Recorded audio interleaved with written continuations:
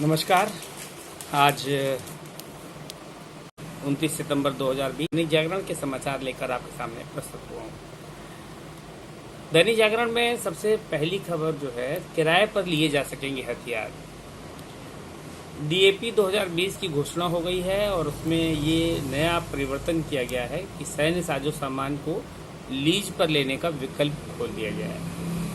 इसके बाद क्या होगा कि लड़ाकू हेलीकॉप्टर, मिलिट्री ट्रांसपोर्ट एयरक्राफ्ट, नौसैनिक जहाज से लेकर युद्धक साजो सामान देश विदेश कहीं से भी एग्रीमेंट बनाकर अनुबंध पर, लीज पर लिए जा सकेंगे। अच्छी खबर है। इससे जो स्थायी खर्चा होता है वो कम होगा, लेकिन इसमें कोई गेम ना हो तभी अच्छा है। पता लगा कि लीज पर लेना खरीदने से महंगा हो जाए तो इसको ध्यान देना पड़ेगा, तो जागरूक रहिए। दूसरी खबर है, कंपनी बंद हुई तो भी मिलेगा मुआवजा। अभी तक एक खबर आ रही थी, इधर जो नए अध्यादेश आए हैं उनमें परिवर्तन किया गया है कि जो 100 से अधिक कर्मचारियों वाली कंपनियां हैं वो भी कंपनियों को बंद करने का उनको राइट दे दिया गया है। 300 तक कर्मचारियों के लोग कंपनियां जो है वो बंद कर सकेंगे। उससे बताया जा रहा है कि पहले क्या था कि 100 से अधिक कर्मचारी बढ़ाने के बारे में जब कंपनियों को बढ़ाना होता था, अपना विस्तार करना होता था, तो उनको सोचना पड़ता था कि उसके बाद वो बंद नहीं कर सकते थे, उनको परमिशन लेनी होती थी। अब वो बंद करने का अधिकार दे देगा, लेकिन उसमें मुआवजा देना होगा उनको बंद करने के लिए अपने कर्मचारियों को। तो ये एक प्रकार से ये अच्छी खबर भी है और एक प्रकार से खराब भी है कि बंद करने का अधिकार मिल गया। 300 कर्मचारी, जो कंपनियां बंद करने का विचार कर रही होंगी वो बंद भी कर देंगी, लेकिन जो विस्तार करना चाह रही थी अपने कर्मचारियों में वो अब विस्तार कर पाएंगी। तो ये एक अच्छी खबर है। दूसरी, यात्रियों से 35 रुपए तक यूजर चार्ज वसूलेगा रेलवे। तो ये क्या है कि रेलवे यात्रियों से 10 से 35 रुपए तक का ज्यादा किराया वसूला जा सकता है। दरअसल रेलवे किराया इसलिए वसूला ताकि उस खर्च की भरपाई हो सके जो स्टेशनों के विकास और अत्याधुनिक सुविधाएं उपलब्ध कराने पर व्यय कर रहा है। इससे एकत्र की गई राशि से रेलवे कई स्टेशनों का विकास और आधुनिकीकरण करना चाहता है। तो ये एक हम देशवासियों पर थोड़ा सा बोझ बढ़ने वाली बात है, लेकिन फिर भी विकास के दृष्टिकोण से ये बुरी खबर नहीं है, अच्छी खबर है। श्री कृष्ण जन्म स्थान मामले में सुनवाई कल। लीजिए, अब राम जन्मभूमि का मामला निपटा और श्री कृष्ण जन्मभूमि का मामला शुरू। श्री कृष्ण जन्म स्थान और शाही मस्जिद ईदगाह मामले में दायर वाद पर 30 सितंबर को सुनवाई होगी। पहले वादी पक्ष अपने तर्क रखेगा, इसके बाद अदालत में मामले की प्रक्रिया तय करेगी। श्री कृष्ण विराजमान व 7 अन्य पक्षकारों की ओर से सुप्रीम कोर्ट के अधिवक्ता हरशंकर जैन और उनके बेटे विष्णु शंकर जैन ने 25 सितंबर को सिविल जज सीनियर डिवीजन छाया शर्मा की अदालत में दावा दायर किया था। इसमें श्री कृष्ण जन्मस्थान सेवा संघ और शाही मस्जिद ईदगाह कमेटी के बीच 1968 में हुए समझौते को अवैध बताया गया है। तर्क दिया गया कि जिस स्थान पर मस्जिद बनी है वह श्री कृष्ण जन्म स्थान ट्रस्ट की है, इसलिए सेवा संघ को समझौता करने का अधिकार ही नहीं है। सोमवार को इस मामले में अदालत ने सुनवाई के लिए 30 सितंबर की डेट दे दी है। चलिए देखते हैं क्या होता है। 1000 साल बाद होने जा रही है भोज की प्रतिज्ञा। राजा भोज द्वारा लुटेरे गजनवी से सोमनाथ मंदिर का प्रतिशोध लेने के बाद भोजपुर शिव मंदिर का निर्माण कराया गया था। अद्वितीय मंदिर का शिखर और कुछ हिस्सा अपूर्ण है, जिसे अब सरकार पूर्ण कराने जा रही है। तो राजा भोज की जो प्रतिज्ञा थी वो सरकार पूरा करेगी। सरकार कुछ ऐसे काम ज़्यादा कर रही है या उसका प्रचार ज़्यादा कर रही है जिससे कि हिंदुओं की प्रतिष्ठा को लगे कि वो हिंदुओं के लिए काम कर रही है। लेकिन हिंदुओं के लिए काम क्या केवल यही होता है कि आप नाम बदल दे और प्रतिज्ञाएं पूरी करते रहे, मंदिर बनवाते रहे? हिंदुओं के लिए क्या आप गरीबों के उत्थान के लिए कुछ सोच रहे हैं? बहुसंख्यक हैं हिंदू, इतने लोग गरीब भूखे आपको सड़क पर मिल जाएंगे, बेरोजगार जिनका पेट भी नहीं भर पाता, उनके लिए क्या करते हैं आप? हिंदुत्व के लिए काम करने का मतलब क्या है? हाँ, अगर हिंदुत्व के लिए कोई संगठन काम करता, चाहे विश्व हिंदू परिषद हो, भारत संघ हो या कोई भी, उनको रोजगार देने के दिशा में कोई काम करे। चलिए आप हिंदुओं के लिए काम करिए, मुस्लिम लीग वाले मुस्लिमों के लिए काम करें, मुस्लिम संगठन मुस्लिमों के जो गरीब लोग हैं उनके उत्थान के लिए काम करें, राजनीति के लिए काम ना करें। ये मेरा सुझाव है। आपको कैसा लग रहा है? अपने विचार अवश्य दीजिएगा। महिला सहित 5 ने रची थी फिरौती वसूलने की साजिश। डीआरडीओ के वैज्ञानिक को बंधक बनाकर फिरौती वसूलने की साजिश में एक महिला सहित 5 लोग शामिल थे। पुलिस ने अपहृत वैज्ञानिक को सकुशल बंधन से मुक्त कराते हुए महिला सहित 3 आरोपितों को गिरफ्तार कर लिया। तो आपको प्रमुख खबरें सुनाते चलते हैं, थोड़ी जल्दी से आपको सुनाई पड़ सके। एक नज़र खास खबर में। नई शिक्षा नीति से 20 राज्य सहमत। ये सरकार ने उनसे राय मांगी थी और उसमें 20 राज्य सहमत हो गए हैं। राष्ट्रीय शिक्षा नीति लागू करने में जुटी केंद्र सरकार को राज्य सरकारों का पूरा साथ मिल रहा है और 20 राज्यों और केंद्र शासित प्रदेशों ने नीति पर अपनी सहमत जताते हुए इसके अमल पर काम भी शुरू कर दिया है। बाकी राज्यों का भी रुख कुछ बिंदुओं को छोड़कर नीति के पक्ष में ही है। फिलहाल अभी अमल में असमंजस बना हुआ है। कोर्स स्तर पर समान तो छात्रवृत्ति एक ही बार। कोर्स स्तर अगर समान होगा तो छात्रवृत्ति एक बार मिलेगी। अब समान कोर्स स्तर के लिए सिर्फ एक बार छात्रवृत्ति शुल्क छात्रवृत्ति प्रदान करेगी, यानी जिस लेवल के किसी एक पाठ्यक्रम को विद्यार्थी को छात्रवृत्ति मिल जाएगी तो फिर उस लेवल के दूसरे पाठ्यक्रम में छात्रवृत्ति व शुल्क की प्रतिपूर्ति नहीं दी जाएगी। अच्छी खबर है खर्चे को बार बार देने से बचने के लिए। और प्रदेश स्वच्छ सामुदायिक शौचालय बनाने में अव्वल है उत्तर प्रदेश। चलिए, कोरोना संकट काल में चुनौती में भी कीर्तिमान बनाने का काम हुआ है उत्तर प्रदेश में और सामुदायिक शौचालय बनाए। लेकिन एक शौचालय के साथ एक खबर और आई है कि पंजाब के एक शौचालय में जीएसटी की रसीद आई है, जो आजकल सब चर्चा का विषय बनी हुई है कि शौचालय में भी जीएसटी वसूला जा रहा है। वाह रे मोदी सरकार! स्वच्छता अभियान और स्वच्छता अभियान का शुल्क, इतने शौचालय बनवा रहे हैं तो जीएसटी तो छोड़ दीजिए, कर मुक्त कर दीजिए मोदी जी। लखनऊ, कानपुर, मेरठ के लिए बनेगी योजना। ये कोरोना के लिए अधिक संक्रमण वाले जिलों को लेकर टीम 11 के संग समीक्षा करते हुए मुख्यमंत्री योगी ने दिए निर्देश। और अधिक कोरोना संक्रमण वाले जिलों को लेकर लगातार सरकार चिंतित है। 16 जिलों में कोरोना नियंत्रण के विशेष प्रयासों के बीच ही मुख्यमंत्री योगी आदित्यनाथ ने लखनऊ, कानपुर नगर और मेरठ के लिए विशेष रणनीति बनाने के निर्देश दिए हैं। साथ ही मुख्य सचिव से माइक्रो कंटेनमेंट जोन, जांच और सर्विलांस आदि का निरंतर फीडबैक लेने को कहा गया है। चलिए, समय से रिटर्न भरने वाले व्यापारियों को ग्रेडिंग, ये अच्छी सूचना है। जो रिटर्न भरते हैं उनको ग्रेडिंग मिले ताकि पता लगे कि वो अच्छे व्यापारी हैं। दुराचारियों के परिवारीजन का दायित्व भी तय होगा। अब चलिए, जो दुराचारी होंगे उनके परिवार को भी भुगतना पड़ेगा। ध्यान रखिए आपके घर में कोई दुराचारी न निकले। महिला अपराधों के प्रति मुख्यमंत्री योगी आदित्यनाथ ने बेहद सख्त और निर्देशों की कड़ी में पुलिस ने अब ऐसे आरोपितों के परिवारजनों को दायित्व तय करने की भी पहल की है। अब उनके परिवारजनों का दायित्व तो आप तय कर रहे हैं तो पार्टीजनों का भी कर दीजिए। जिस पार्टी के लोग जो अपराधी हैं उनका भी दायित्व तय कर दीजिए। मुख्यमंत्री जी, भाजपा ने सबसे ज़्यादा अपराधी पहली बार लड़ाए थे। राजनीतिक अपराधीकरण का दोषी भाजपा है और अपराधी लड़ाना ही बंद कीजिए ना। भाजपा में एक भी अपराधी न बचे। आपके दल में जितने भी लोगों पर अपराध हैं उनको तुरंत सदस्यता से निष्कासित कीजिए, भाजपा की प्राथमिक सदस्यता से। और सबसे पहले तो शाहजहाँपुर के स्वामी जी का ख्याल कीजिए। उनके ऊपर 2 बार आरोप लग चुका और कई बार तो आरोप लग नहीं पाया। आप समझ लीजिए उनके चारित्रिक क्या चरित्र है। उसके बाद भी आप उस पर कोई कार्रवाई नहीं कर रहे हैं, इसलिए कार्रवाई सब झूठी और बेमानी प्रतीत होती है। इसका भी ध्यान दीजिए। 3 महीने बाद जागा विपक्ष। कृषि कानूनों को लेकर विपक्षी दल और कुछ राज्यों में भले ही तूफान खड़ा करने की कोशिश हो रही हो, लेकिन सच्चाई ये कि अध्यादेश का प्रारूप तैयार करने के पहले ही सभी राज्यों से विचार विमर्श कर लिया गया था। तब पंजाब समेत दूसरे राज्यों के कृषि सचिवों ने माना था कि इसमें किसानों का भला होने वाला है और इससे लागू किया जाना चाहिए। राजनीतिक दलों और राज्य सरकारों के रुख का अंदाजा इससे भी लगाया जा सकता है कि कांग्रेस की ओर से पहली बार इसका औपचारिक विरोध मानसून सत्र शुरू होने के कुछ दिन पहले हुआ, यानी अध्यादेश लागू होने के लगभग 3 महीने बाद। ये वास्तव में सोचने की विषय है।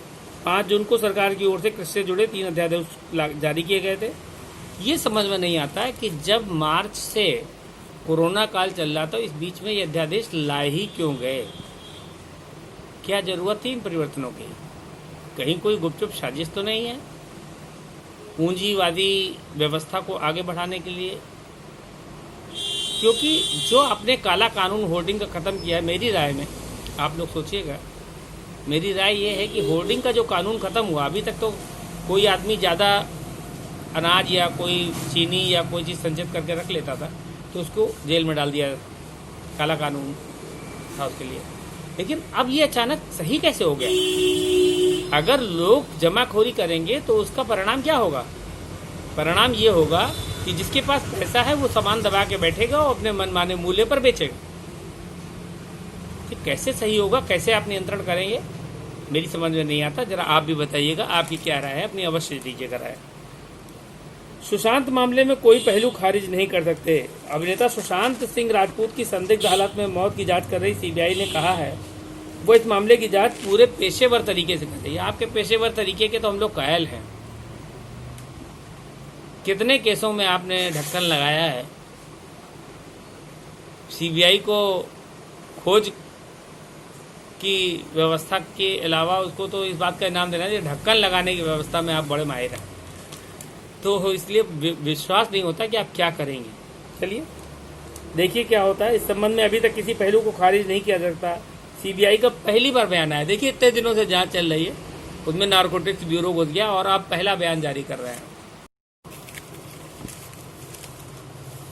एक खबर है 550 नए संक्रमित और 14 की मौत। चलिए उम्मीद करते हैं कि जल्दी ही कोरोना से लोग मुक्ति पाएंगे। घर में मरीज 3 दिन से नहीं पहुंची टीम। होम आइसोलेशन में रहने वाले मरीजों की मॉनिटरिंग में लापरवाही की सूचनाएं बहुत आ रही हैं। कोई मॉनिटरिंग नहीं हो रही है और 3 दिन से नहीं पहुंची टीम। मतलब आप समझ सकते हैं, जब 3 दिन तक टीम नहीं पहुंची, जब कोई व्यक्ति निपट जाएगा तो आप पहुंचेंगे वहां। बहुत लापरवाही और ढोंग इतना कि विशेष व्यवस्थाएं, सारी व्यवस्थाएं, नंबर 1 व्यवस्था, WHO की तारीफ। वाह रे डपोर शंखी सरकार। फैजाबाद रोड के निवासी मीरा कश्यप की खबर दी। 17 सितंबर को बीमार हुई। पति राम किशन कश्यप ने निजी अस्पताल में भर्ती कराया। जांच में उनकी रिपोर्ट निगेटिव आई। इसके बाद मीरा को दूसरे अस्पताल रेफर कर दिया गया। दोबारा जांच कराई गई।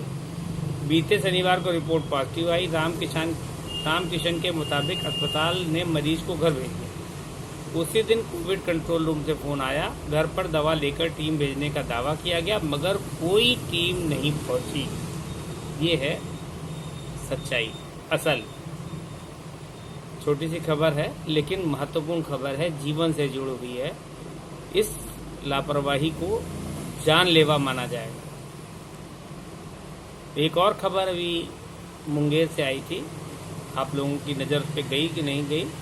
वहाँ पर पहली बार किसी को 4 लाख रुपए का, कोरोना से मौत होने पे 4 लाख रुपए का प्रतिपूर्ति की गई है।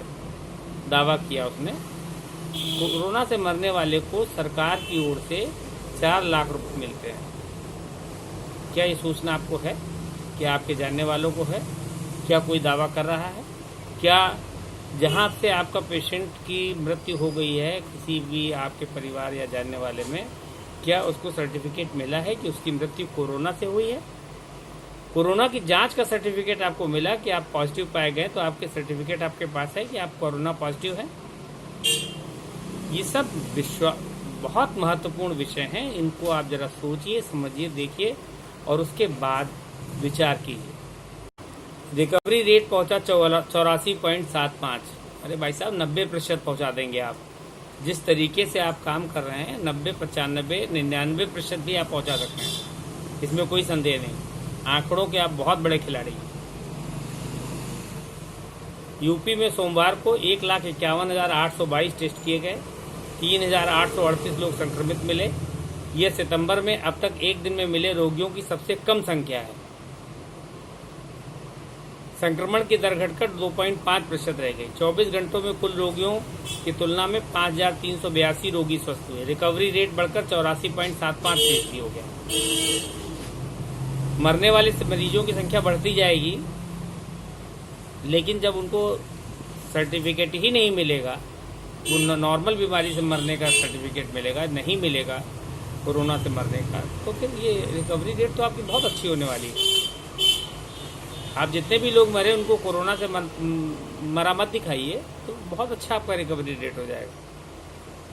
बहुत बहुत धन्यवाद आपकी इस तरह की अच्छी व्यवस्था के लिए। 9 लोग हैं, जिसमें शहर में प्रतिदिन कोरोना का ग्राफ 600 से 1100 मरीज के बीच चल रहा था। एक डॉक्टर से मेरी बात हुई, उन्होंने बताया कि केवल उनकी शिफ्ट के दौरान उनके सेंटर पर, कोविड सेंटर पर 1000 के आसपास मरीज आए। 24 घंटों का आप अंदाजा लगा लीजिए। ये तो वो मरीज है जो उनके सेंटर पे आए थे, और कितने कोविड सेंटर हैं और कितने शहर में जो फोन आ रहे हैं, उन फोनों पर आप कोई कार्रवाई नहीं कर रहे हैं, उन फोनों पे कोई टीम नहीं पहुंच रही है, उनका क्या? जो लोग सूचित नहीं कर रहे हैं उनका क्या? ये संख्या के आंकड़े ही हैं, इसलिए इन आंकड़ों के हिसाब से नहीं, आप अपनी सावधानी बरतिए, मास्क पहनिए, 2 गज से ज़्यादा दूरी बनाकर रहिए, और सबसे ज़्यादा भीड़ भाड़ वाले इलाकों में सावधान रहने की ज़रूरत है। वहाँ पर बहुत अधिक संक्रमण हो रहा है। पहले 600 से 1100 मरीज आ रहे थे, वहीं अब कुछ दिनों में 500 से 700 के बीच मरीज आ रहे हैं। रोजाना सैकड़ों मरीज आने से गंभीर मरीजों को वेंटिलेटर सपोर्ट बेड मिलने में दिक्कत हो रही है। अभी दिक्कत हो रही है, और एक तरफ सूचना ये भी कि आराम कम हो गए मरीज। पीजीआई, केजीएमयू, लोहिया अस्पताल में बेड फुल हो रहे हैं। कोरोना से मरने वाले 14 मरीजों में 9 लखनऊ के, वहीं 1 अयोध्या, 1 कुशीनगर, 1 बलरामपुर, 1 रायबरेली, 1 बिहार का रहने वाले। सोमवार को 924 मरीजों को डिस्चार्ज किया गया। 8,892 लोगों के सैंपल चेक किए गए। चलिए, बिना पहचान पत्र के जांच करने पर होगी कार्रवाई। 2500 से अधिक कोरोना मरीजों के गायब होने के बाद अब स्वास्थ्य विभाग जाग गया है, गंभीर हो गया। गंभीर तो ऑलरेडी है, वो काफ़ी गंभीर है, उसकी हालत काफ़ी गंभीर है। स्वास्थ्य विभाग का स्वास्थ्य ठीक नहीं है। पिछले 1 हफ्ते में 50 से 60 कोरोना मरीज गलत मोबाइल नंबर और पता दर्ज कराकर गायब हो चुके हैं। इनके द्वारा संक्रमण फैलने का खतरा बढ़ गया है। अब स्वास्थ्य विभाग ने सभी लैब संचालकों को बिना पहचान पत्र और बिना स्थानीय पता लिए जांच करने पर कार्रवाई करने की चेतावनी दी है। शुरू में लोगों ने फार्म में उनका मोबाइल नंबर वो पता लिखाया जाता था, इसमें पहचान पत्र देना जरूरी नहीं था। लोग गलत पता देते थे ताकि उनको कहीं पकड़ के क्वारंटाइन न कर दिया जाए। एक ये भी भय व्याप्त है कि सरकारी अस्पताल में गए तो वहाँ से जिंदा वापस नहीं लौटोगा। ये भ्रम है, ये सच है, ये आप जानिए, लेकिन लोग डर रहे हैं। जब चेतन चौहान जैसे मंत्री की मृत्यु हो जाती है, तमाम केंद्रीय मंत्री मर रहे हैं, तो फिर आदमी डरेगा तो है ही। इस पर सरकार को लगाम लगानी चाहिए, इसके बारे में सफाई देनी चाहिए, जागरूकता लोगों में फैलानी चाहिए। और अस्पतालों का नियंत्रण मैं तो सीधे सीधे समझता हूँ, जब वहाँ पर लोगों का आना जाना वर्जित है तो आप वहाँ पे कैमरा लगवा दीजिए, सीसीटीवी कैमरे लगा दीजिए, लोग अपने घर से देख सकें। आप उनको कंट्रोल दे दीजिए, पासवर्ड दे दीजिए, वो अपने घर से देख सकें उनका मरीज कैसा है, उसकी कितनी केयर हो रही है। दूध का दूध और पानी का पानी हो जाएगा। अपने सभी सेंटर्स में आप लगवा दीजिए, जहाँ जहाँ भी कोविड पेशेंट है वहाँ कैमरा होना जरूरी है। तो कैमरे को कोई बाहर से भी देख सकता, मॉनिटरिंग बाहर मॉनिटर लगा दीजिए, और लोगों को चाहे तो आप पासवर्ड दे दीजिए, अपने घर से बैठ के देख सकें।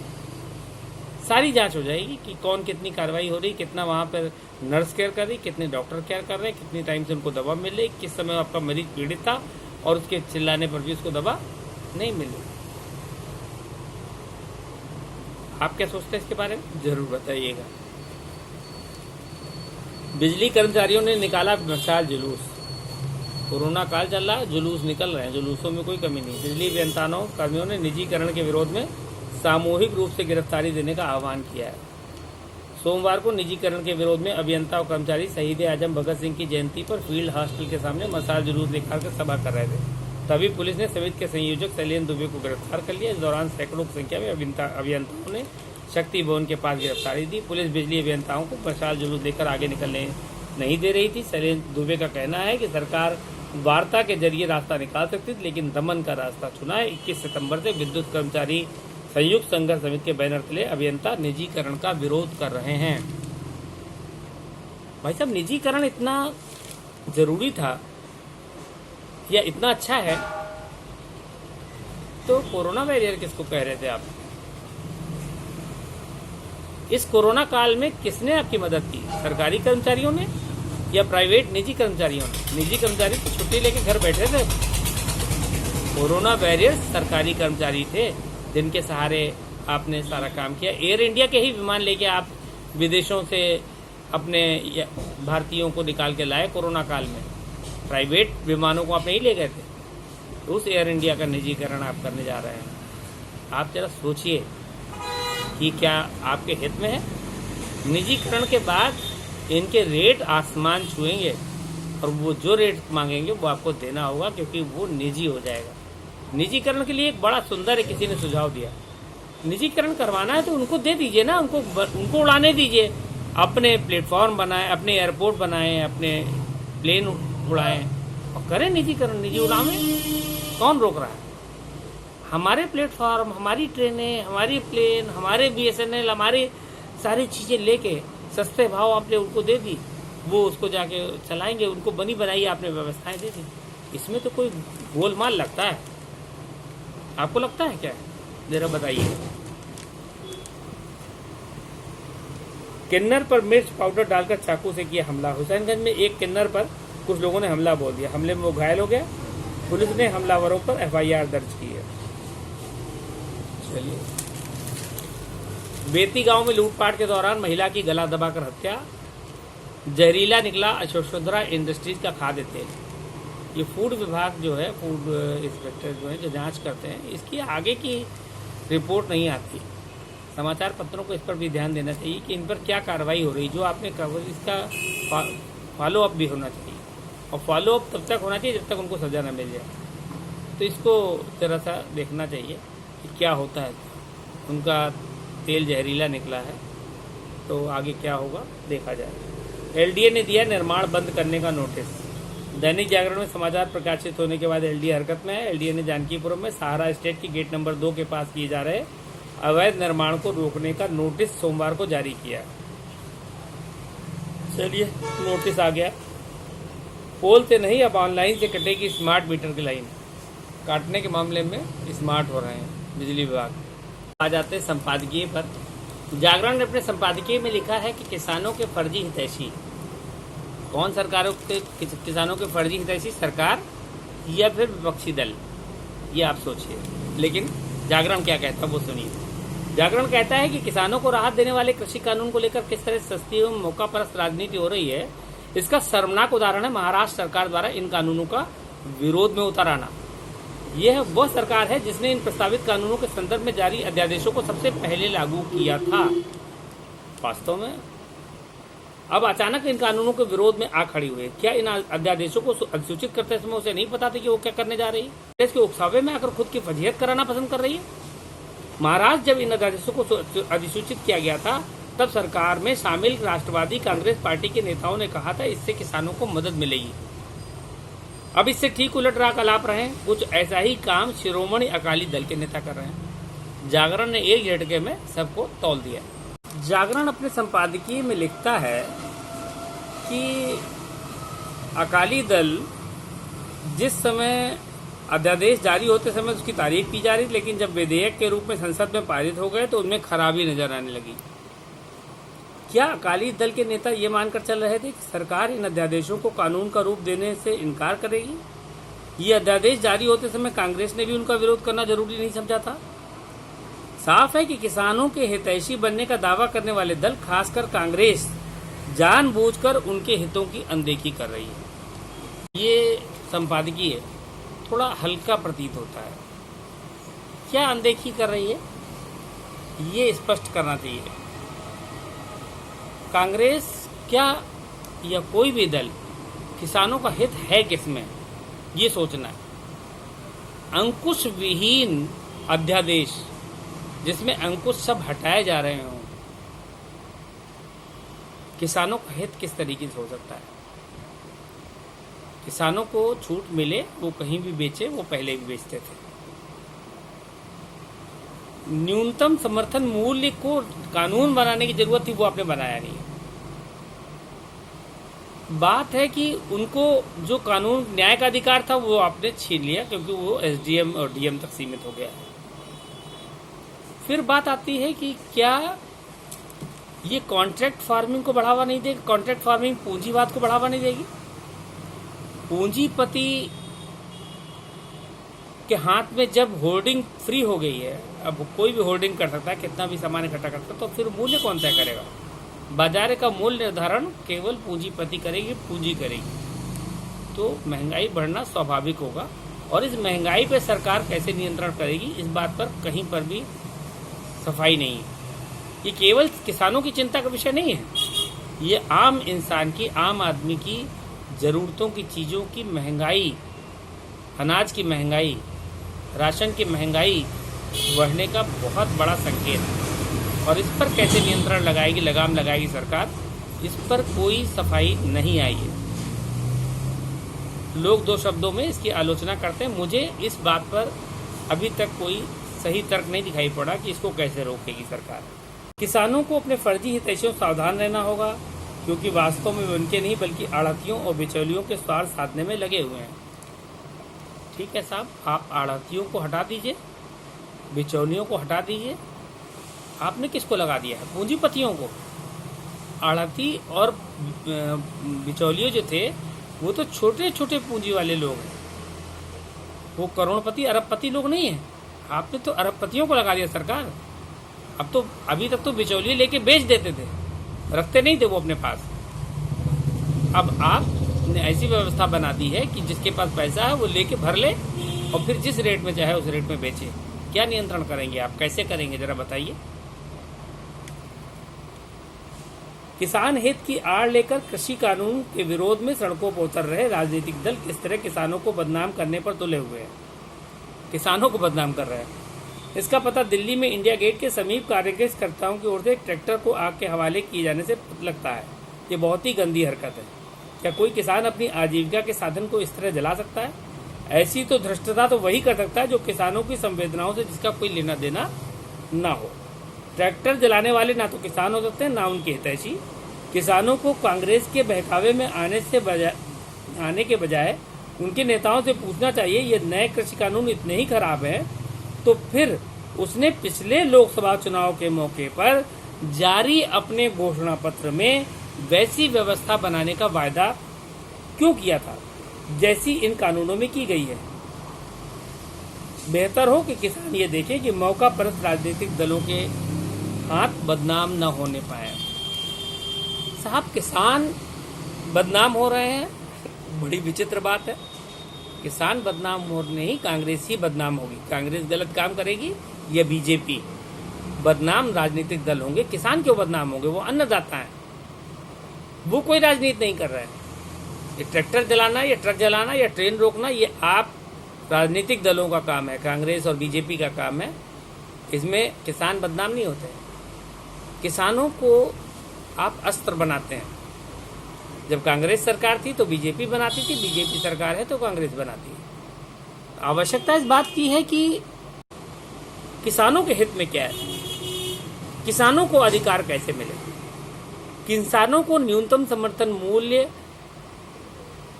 का अधिकार, कानूनी अधिकार कैसे मिले, किसानों के न्याय का हक न छीना जाए। कॉन्ट्रैक्ट फार्मिंग या होर्डिंग में जमाखोरी को रोकने के लिए सरकार का नियंत्रण आवश्यक है। अगर ये नहीं होगा तो फिर आपदाएं आएंगी, भुखमरी बढ़ेगी, महंगाई बढ़ेगी। इस पर आप कैसे नियंत्रण लगाने जा रहे हैं, जरा इसकी विवेचना कीजिए। मुझे संपादकीय जागरण के स्तर से थोड़ा हल्का लगा। अगर जेपी नड्डा जी ने दी है, उन्होंने एक लेख लिखा है, संयुक्त राष्ट्र में सुधार की जोरदार पैरवी। बहुत बहुत बधाई। संयुक्त राष्ट्र में आप पैरवी करिए, भारत की भी थोड़ी, जनता की भी पैरवी कर लीजिए अपनी पार्टी में, अपनी सरकार से। MSME को कर्ज देने में बैंक बहुत पीछे, देते ही नहीं साहब। मैं अनेक बार इन बैंकों में गया हूँ लोन लेने, बैंक मैनेजर दुत्कारते, वो कहते हमारे पास कोई लोन नहीं, हम लोन नहीं देते। आप समझने की चेष्टा ही नहीं करते कि कौन वास्तव में जरूरतमंद है, किसको लोन की जरूरत है। उनकी सोच ही अलग है। हाँ, वहाँ पर उनकी कमीशन तय होता है, उस कमीशन के हिसाब से लोन मिलते हैं, लोग दिलाने वाले लोग हैं वो दिलवा देते हैं लोन।